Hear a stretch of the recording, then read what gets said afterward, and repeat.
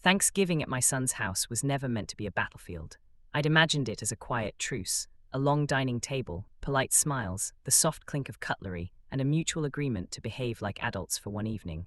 I was wrong on every count. The house smelled of roast turkey and cinnamon. Outside, November clung to the windows with grey fingers, but inside the warmth was almost aggressive, laughter too loud, music just a notch higher than necessary. My daughter-in-law, Rebecca, floated from room to room like a diplomat in hostile territory, glass in hand, smile fixed just enough to suggest strain beneath.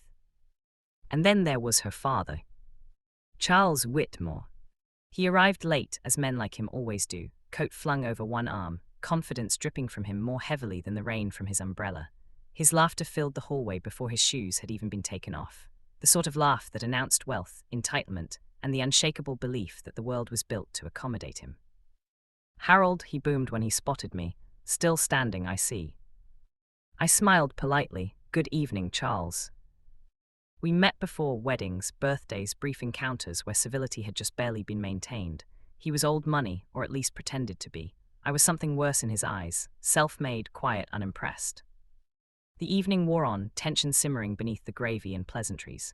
Charles drank generously, refilling his bourbon without asking, telling stories that always placed him at the center: business deals, exclusive clubs, people I'd never heard of but was clearly meant to be impressed by. I was. At the table, he raised his glass. "A toast," he announced, "to family, especially those who marry into it." His eyes flicked towards me. I felt my son stiffen beside his wife. Rebecca looked down at her plate. "Some of us," Charles continued, swirling the amber liquid, "are born into a certain standard. Others work their way up. Admirable, of course, but let's not pretend the result is the same." A few nervous chuckles followed. No one challenged him. I set my cutlery down calmly. "I've always found," I said evenly, "that character matters more than pedigree." His smile widened, sharp, pleased. "Ah, there it is, the philosophy of the industrious man." He stood then, glass in hand, and stepped closer to me. Too close. "Careful, Harold," he said, leaning in. "You might spill something with all that moral superiority." And then it happened. Whether it was deliberate or cloaked as an accident hardly mattered. His hand tilted. Bourbon arced through the air and splashed across my shirt, warm and sticky, soaking into the fabric, dripping onto the tablecloth. The room fell silent. "I am so sorry," Charles said, not sorry at all. His eyes sparkled. Slippery fingers. Rebecca gasped. My son pushed back his chair. Someone reached for napkins. I didn't move. I looked down at my shirt, a simple blue one I'd worn for the occasion, now stained and ruined. Then I looked back at Charles. "No harm done," I said quietly. That seemed to disappoint him more than anger ever could. I excused myself, went to the bathroom, rinsed what I could, and returned wearing a jumper borrowed from my son. Dinner resumed awkwardly, conversation stilted, everyone pretending the air wasn't thick with discomfort. I stayed for dessert. I thanked Rebecca for the meal. I hugged my son.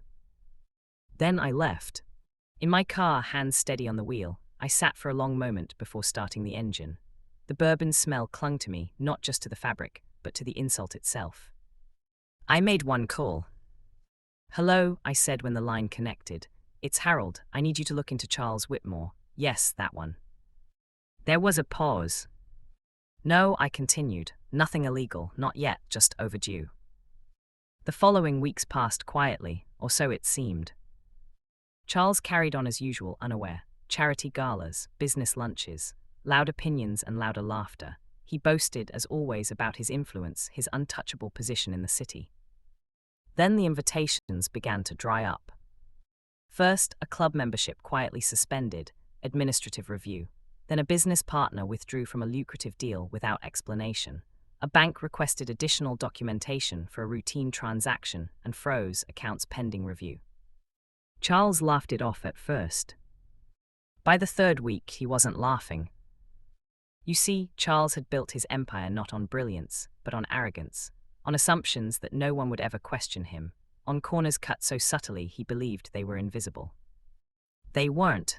The call I'd made wasn't to the police or a rival.